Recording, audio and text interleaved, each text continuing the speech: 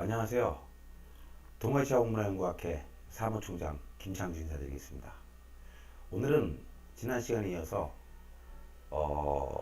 우리가 이제 한자의 기초가 되는 5개 문자를 해독해 보겠습니다. 여러분들이 흔히 아시는 대로 이렇게 한자란 이런 식으로 써 있어야지만 문자로서 해독을 하게 되는데요. 이렇게 보시다시피요. 고대에는 이러한 조각기형 자체가 문자였습니다.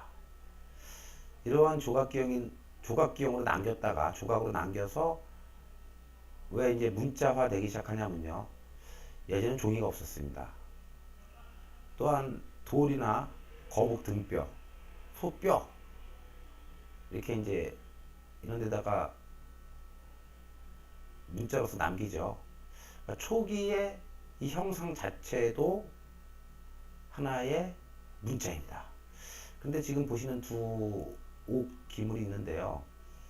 고대 제왕들의 황실에서는 옥이 가장 귀했습니다. 지금 이제 다이아몬드 이상이었는데 그 근처 이제 현지 근처에서도 옥을 구했지만 옥의 길 지난 시간에 말씀드린 제이드 로드 후대 이제 실크로드로 바뀌게 되는데요.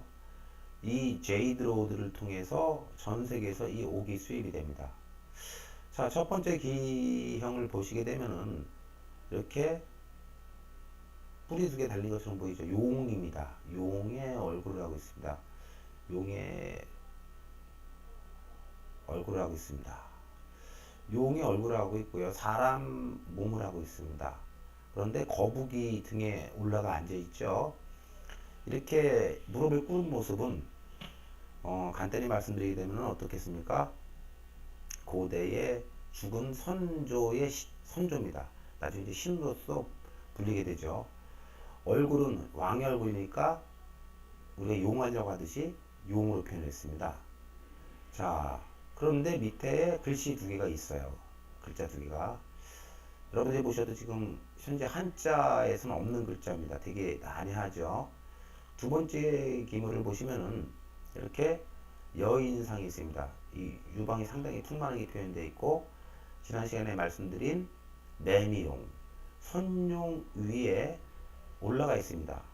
이렇게 반인, 반수의 모습은 주로 약 6천여 년 전부터 약 3천여 년 전에 동서양의 4대 문명권에서 골고루 쓰였던 문화입니다. 이 시대는 우리가 이제 지난 시간에 말씀드렸듯이 환국인 홍산문화 시대에는 신들의 세계라고 말씀드렸고요. 이렇게 인간과 신이 복합되는 시대는 바로 배달국 시대입니다. 그러니까 배달국 시대의 인물을 후기인들이 이렇게 조각으로 남겼습니다. 이렇게 조각으로 남긴 오의 가치는요, 현재 다이아몬드 값을 능가합니다. 그러니까 가장 귀한 보물에다가 이렇게 조각을 남긴 거는 되게 위대한 분이겠죠. 위대한 분이기 때문에 이렇게 가장 귀한 보물에다가 조각을 했겠죠. 두 번째로는 이렇게 문자가 있습니다. 자, 그럼 차근차근히 보겠습니다. 그래서 옥기를 옥의 문자를 해독하는 방법이 두 가지가 있는데, 첫 번째로는 옥기에 조각된 이 모양을 연구하고 분석하여 옥조각의 형상학적인 의미를 판단해서 해독하는 방법입니다. 자, 여기서 이제 이 독자를 이제 우리가 독극물의 독자를 썼죠. 독약의 독자. 하도 문자를 많이 망가뜨려 놨습니다. 약 2000여 년 전에 이제 한족들이 고대의 우리 선조들의 문자인 우리 한자를 중국식의 문자로서 많이 한족들이 자기 입맛에 바꿔놨기 때문에 제가 독을 푼다고 해놨고요. 두 번째 이 독자, 해독하는 방법의 이 독자는 이제 말 그대로 푸는 겁니다. 그래서 이렇게 옥조각에 있는 모양의 형상학적 해독과 문자학적 해독인데 오늘은 두 개를 다 병행해 보겠습니다. 그래서 이 요즘에는 이렇게 바닥면에다가 이렇게 인장처럼 생겼죠. 그런데 바로 옥새입니다. 옥으로 만든 새예요. 옥새. 근데 우리는 바닥면에 요즘에 이렇게 인장을 이렇게 하는데 예전에는 이렇게 표면에다가 문자를 양각으로 이렇게 양각으로 조각을 합니다. 그리고 이걸 갖다가 이제 나중에는 천연 잉크 재료들, 그러니까 천연 물감들을 묻혀서 가죽 같은데 종이가 나오기 전이니까요. 가죽 등에다 이렇게 가죽 같은데 이렇게 찍습니다. 찍어서 이렇게 판도로 가는데 이 문자만 찍히는 게 아니라 이 조각 기형까지 같이 찍히기 때문에 거의 위조가 변조가 불가능합니다. 그래서 고대의 이 우리 선조들의 그 상당한 이런 그 위조 변조가 불가능한 그런 기술이라고 볼 수 있겠습니다. 자, 그런데 여기 있는 이 옥새들에 있는 글자, 지금 보시다시피 이렇게 네모나게 있는 곳에다가 글자가 써져야지만 그 옥새냐? 그렇지 않습니다. 이렇게 여러 가지 조각상의 문자가 있는 것은 전부 다 옥새가 되는 것입니다. 인간의 형태건 신의 형태건 간에요. 문자가 이렇게 있으면은 바로 옥새인 것입니다. 이 옥새에 있는 문자를 자세히 보게 되면요. 먼저 이 옥새에서 말하는 두 가지 글자로 보실 수가 있어요. 어떻게 보게 되냐면요. 여러분들 이렇게 먼저 첫 번째 기형이 이렇게 나오는데 자, 지금 일백백자로도 보이시지만 또 일백백자가 아니죠. 옛날 고대 이구자가 이게 반대 이렇게 그려 있습니다. 이 모양의 반대. 이건 반대 모양입니다. 참 특이하죠.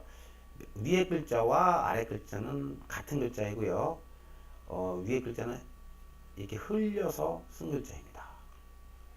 마찬가지로 이 두 글자와 마찬가지로 이 글자도 같은 글자입니다. 그러니까 이게 가장 정자체고요. 그 다음에 두 번째 약간 흘려 쓴 거고 세 번째 더 흘려 썼습니다. 어떤 글자가 보겠습니다. 저도 이 문자를 해독하면서 상당히 머리가 이렇게 쭈삣쭈삣해지는 느낌이 났습니다.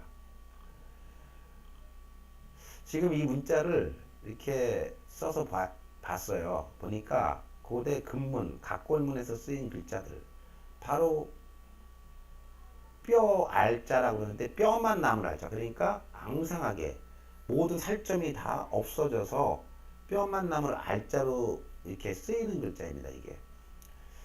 자, 이 글자와 이 글자 전부 다 같은 글자들입니다. 전부 다 같은 글자들입니다. 이게 대로도 읽힙니다. 또는 다이. 근데 이 대로 읽힐 때는 나쁘다, 악하다, 나쁜 종족이다 라는 뜻을 갖고 있다고 옥편에 쓰여 있습니다. 현재 말하는 옥편이란 옥의 글자를 이렇게 옥기에 있는 이런 글자를 해놓은 것이 아니고 거북이 뼈나 소뼈에 있는 글자들을 해독해 놓은 것이다 보니까 골편이라고 해야겠죠. 옥편이 아니고. 그런데 지금은 저는 바로 옥의 글자를 해독하고 있으니까 옥의 글자를 새로 해독하는데, 그래서 제가 이제 이렇게 나중에 이제 이렇게 강의한 거를 엮어서 옥의 문자를 새롭게 엮었다 해서 옥문 신편이라고 이제 낼 예정입니다. 지금 이 글자는 두 개의 음가를 갖고 있습니다. 알과 대다. 알로 읽을 때는 뼈에 살이 한 점도 남아있지 않은 앙상한 뼈이고, 이 대로 읽힐 때에는 악하다, 나쁘다, 나쁜 종족이다라고 쓰인다라고 했습니다. 이렇게 보시면 살을 바른 뼈, 부서진 뼈, 이게 죽을사변입니다. 우리가 여기 이렇게 글씨 쓰게 오른쪽에다 비스비자, 사람이 무릎 꿇어 앉아있는 모습에 비스비자를 쓰게 되면 죽을사자가 되죠. 제가 이제 머리가 쭈삣쭈삣해졌다는 이야기가 바로 그 말씀입니다. 알과 대자의 동자인데 이렇게 사람의 뼈를 놓고 이런 식으로 글자가 만들어졌다고 나옵니다.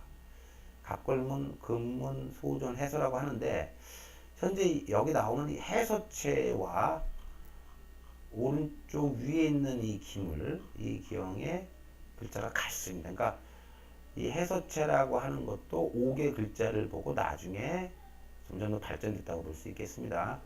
이 세 글자는 중국의 소존체에서부터 모든 체에다 쓰고 있습니다. 그래서 결론을 말씀드리게 되면은 맞불 대자라든지 이런 게 아니고요.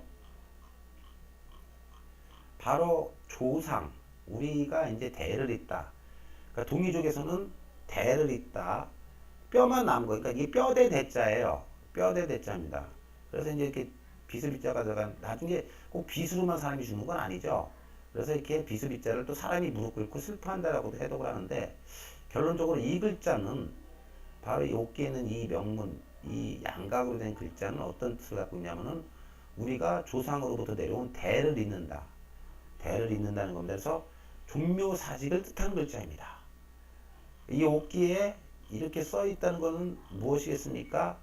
바로 이러한 용의 얼굴을 하고 용의 머리를 하고 사람 몸에 거북 땅에 앉은, 그러니까 용의 제국, 세용입니다. 세용입니다. 이 매명입니다. 여기는 선용. 바로 여와 복희씨와 여와씨와 복희씨, 여와 복희씨에 대한, 여와씨와 복희씨에 대한 내용이고요. 우리 배달 조선국에 대한 선조들의 시조신들에 대한 내용이라는 것입니다. 그래서 제가 자세하게 이렇게 써놨습니다. 여러분들이 보시기 좋게. 그런데 이제 오늘은 제가 간단히 설명을 해드린 이유는 이 글자의 결론은 고대에서 말하는 한족, 그러니까 한나라 한족이 있죠. 진나라 시황제 다음에 우리가 이제 그 매울 신자라고 이렇게 쓰이는 신나라 다음에 이제 한나라.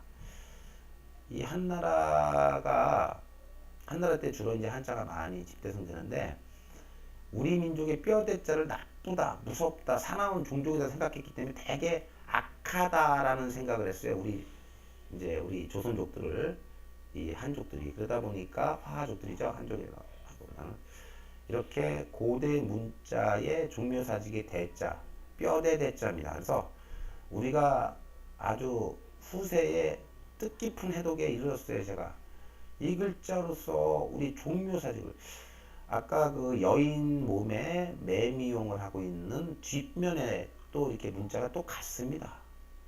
그래서 총 4글자인데 이렇게 여기는 획이 없습니다. 자, 획이 없습니다. 자, 이렇게 여기 획이 있죠. 이렇게. 그래서 요 글자는 바로 옛날에 획이 더 하나 있으면 어떻게 되냐면 사람 인자를 뜻합니다. 그래서 이게 죽을 사자가 됩니다. 죽었는데 어떤 사람이다? 대를 잇는, 우리 대를 잇는다의 조상이라는 뜻입니다. 이 대가. 그러니까 종묘사직의 최초의 시조라는 뜻입니다. 죽은 시조를 조각하여서 시조신을 5개 조각하여서 문자를 남긴 것입니다. 오늘은 제가 여기까지 말씀을 드렸습니다. 자, 이렇게 2개의 옥 기물을 가지고 여러분들께 말씀드렸는데, 고대에 가장 값비싼 보석을 전 세계로부터 수입까지 하면서 이렇게 어렵고 힘든 옥에다가, 조각하기 어려운 옥에다가 조각을 해서 또 문자를 남겼습니다. 누구를요? 조상신들을요.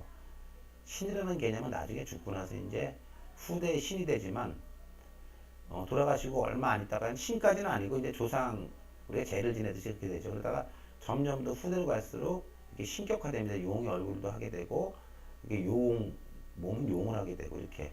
그러면서 이 문자가 들어가는데, 자, 이 글자는 말씀대로 종묘사직의 대자입니다. 이 제가 조선시대의 문헌들을 찾아보면은 이러한 글자가 바로 우리 조선인들한테만 쓰인 종묘사직의 대자입니다. 이런 문양이 또 많이 나옵니다. 이 글자는 말씀드린 대로 죽을 사자가 되겠습니다. 그래서 오늘 2가지의 옥기에 있는 글자는 같은 뜻을 나타내는 바로 조선족의, 우리 배달 조선족의 위대한 유물에 있는 뜻을 수천 년 만에 해독을 해서 여러분들한테 뜻깊은 해독의 결과를 말씀드렸습니다. 감사합니다. 다음 시간에는 더 알차고 여러분들한테 유익한 연구 결과를 말씀드리도록 하겠습니다. 안녕히 계십시오.